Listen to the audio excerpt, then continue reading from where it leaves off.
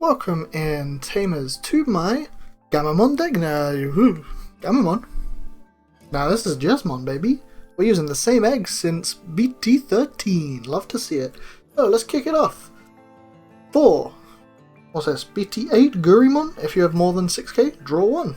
Self-explanatory. I don't need to explain anymore. But this is where we change a little bit, right? We're running 2 of the Solomon simply because cross mechanics and Royal Knights and 7 Great Demon Lords still running amok. 7 Great Demon Lords not as much, but you've got like Crossheart, Blue Flare, Royal Knights, all those guys that rely on reducing play costs. Solomon is here to stop you. 2 of those, self-explanatory, nothing special. Then we get to the main archetype.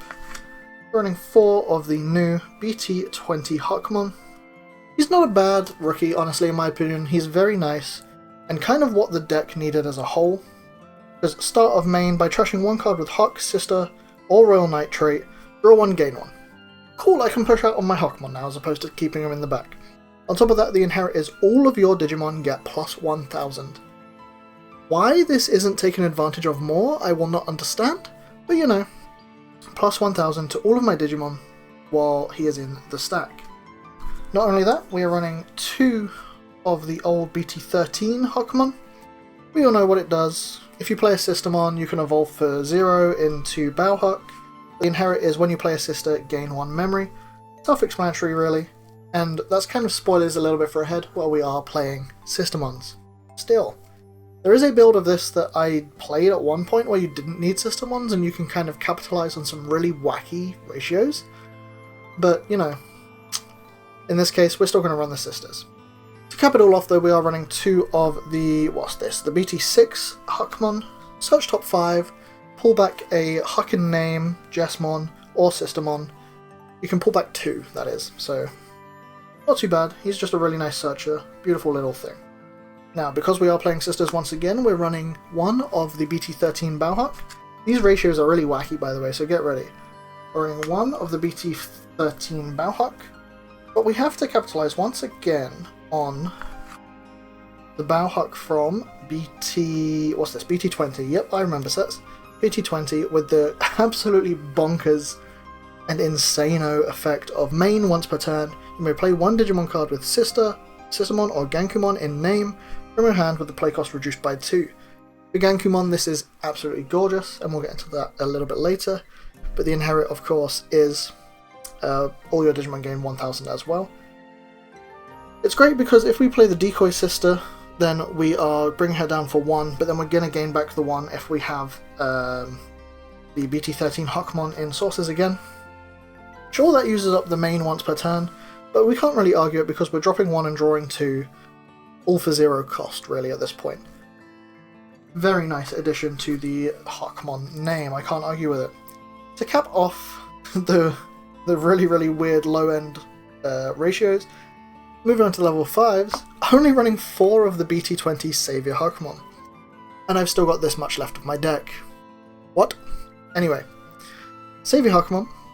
On play when Digivolving, delete one of your opponent's Digimon with 5000 or less DP.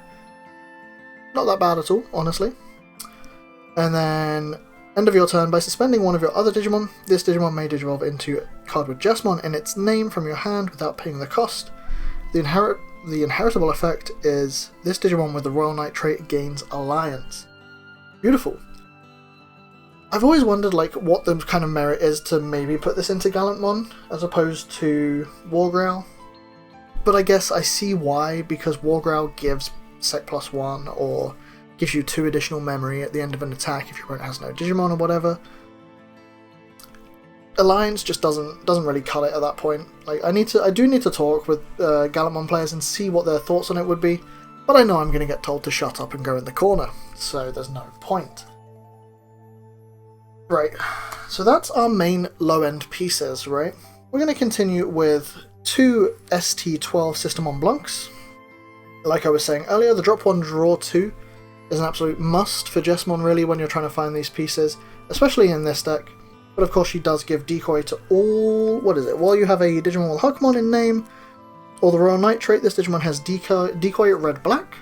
Beautiful. We are running 3 of the BT10 what we call Evolution CL.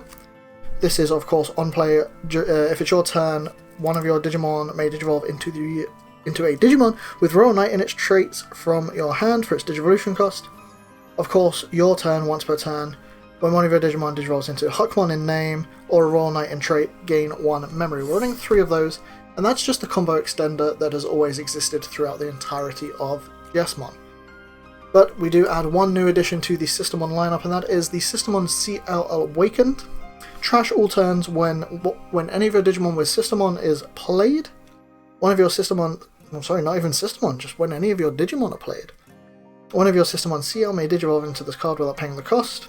On play when Digivolving, one of your opponent's Digimon or Tamers can't suspend until the end of their turn. End of all turns, place this Digimon as the top stacked card of your security. So, if you evolve in, does all the effects, end of turn, she pops to the top of security. Very nice, and then she goes back to trash when your opponent checks security, basically. However, this is where the stipulations come in.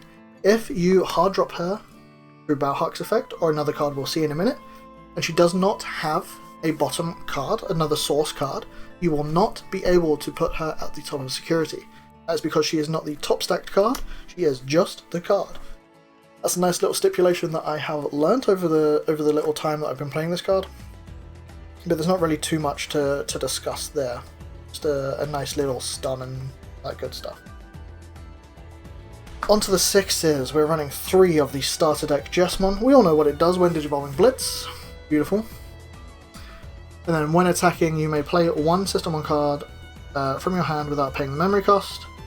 Your turn, when you play another Digimon card, when you play another Digimon by an effect, this Digimon gains 3k and security attack +1 for the turn. Very nice. Very, very nice. Absolutely amazing. But then, you play a sister, what are you going to evolve into? Well, let's talk about it. We could evolve into Jesmon X Antibody. The glare is immense on that. From BT10. When Digivolving, of course, you may play 1 Systemon from your hand or trash. If you do, or after that, if you have a Systemon on the board, so either a Systemon from this Jesmon being played, or the one that you've just played off of Jesmon X Antibody, your entire board gains +2000 and can attack your opponent's unsuspended Digimon for the turn? No, until the end of your opponent's turn. Very nice. I mean, there's other things you could evolve into, such as BT10 Jesmon GX. When Digivolving, once again, at the end you blitz, but first of all you may place 1 card with Royal Knight in its traits with 13 or less play cost. Activate one of that Digimon's when Digivolving effect. Not bad. All turns, while a card with Royal Knights is in this Digimon traits, gains piercing, blocker, and sec +1 for each such card. Very nice. I mean, additionally, there is also the new Jesmon GX Ace you could go into. I don't see why you'd want to, because Blast Evolution is very funny, so ending on, say, Jesmon X Antibody and Blast Acing into this is very, very funny. But of course, when Digivolving, by placing 1 Royal Knight card from your hand or trash as this Digimon's bottom Digivolution card, delete one of your opponent's Digimon with as much or less DP as this. If you evolve into this during your turn, you're more than likely either going to be 17 or 18,000 DP, unless you've gone into Jesmon X Antibody, done a sister play first, in which case you'll probably be 19 or 20,000 DP. That pops a lot of things these days. That pops a lot of things. The when attacking of Jesmon GX Ace, of course, when attacking this bottom one once per turn, this Digimon unsuspends, then for every 2 Royal Knight trait cards in this Digimon's Digivolution cards, trash your opponent's top security. If you have 4, you trash 2. If you have 6, you trash 3. So on and so forth. This card is beautiful though, and in the Unbreakable board, which doesn't really happen during this build here, but in the Unbreakable board, this card just goes dummy hard. So we've discussed what Jesmon can evolve into off of maybe doing the evolve play from the CL BT10. However, let's jump back to the Bauhack. I mentioned you can play a Ganku for a cost -2, right? Why would you ever do that? That's a level 6. This Gankoomon plays for 12, so it'll only be 10, right? That's like your entire memory. Until you read the rest of what Gankoomon says. When this card would be played, if you have a Digimon with Huckmon, Jesmon, or Systemon in its name, reduce the play cost by a 4. By 4, not by a 4, Jesus. Cool, he's coming down for 6. More often than not, Gankoomon is coming down for 6. On play when digivolving, he has reboot and block in native by the way. On play when digivolving, one of your Digimon may digivolve into a level 6 or lower Digimon card with Hakumon in its name, or the Royal Knight trait from the hand or trash without paying the cost. Very nice. Let's just evolve into Gankoomon X Antibody. We're running 3 of those by the way. Gankoomon X Antibody, when digivolving, de-digivolve 2. One of your opponent's Digimon. Then if Gankoomon or X Antibody is in this Digimon's Digivolution card, until the end of your opponent's turn, none of your Digimon are affected by your opponent's Digimon effect. Not only that, opponent's turn, all of your Digimon with Systemon or Hakumon in the names of the Royal Knight trait gain reboot and blocker, and the inherit of this, because cool, we're given level 6 inherits now. The inherit is, while this Digimon is Jesmon GX, all of your Digimon gain reboot and blocker, no matter what they are. Very, very nice. The only frustrating thing with this card for me is that his when digivolving effect doesn't look for, say, Jesmon, or it doesn't look for like Ganku in name, for example, so you wouldn't be able to have Gankoomon and then somehow load in Gankoomon. You wouldn't be able to have 2 Gankoomon X antibodies, for example.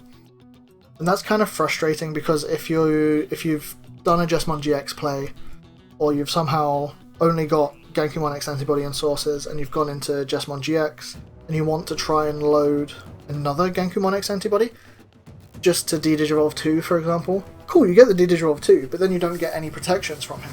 And that's the bit that I feel falls a little bit short on this card. But that's just my opinion here. An absolutely astounding card. An almost unbreakable board.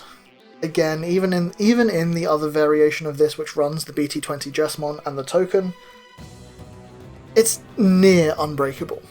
It's not 100% because it's still countered by options, of course. But my god, this is the strongest that we've felt in a while. The ratios are absolutely wacky. We're running, what, 2, 4, 6, 12, 19 level 6s, if I've done my maths correctly. 6, 10, nope, that's only 15. We're running 15 level 6s. Glad I checked my maths. We're card game players. We can't do math. To cap this all off though, we are running some options. We are running 4 from Master Disciple. Allows you to search pieces, allows you to get Ganku in trash, for example. Allows you to find a piece that you need. Everything in this deck is searchable from Master Disciple. Tell a lie, sorry. Everything but the 2 Solomons, which are only here because I'm afraid. We're then running, reluctantly, I hate these cards so much, Garnet Memory Boost. I get why they're a thing, people are going to berate me still. I do not like gem boosts. Everybody thinks that they are the end-all be-all of normal memory boosts. They're great for 2-colored decks. Dragon Links, run them. Ragnarlord, run them.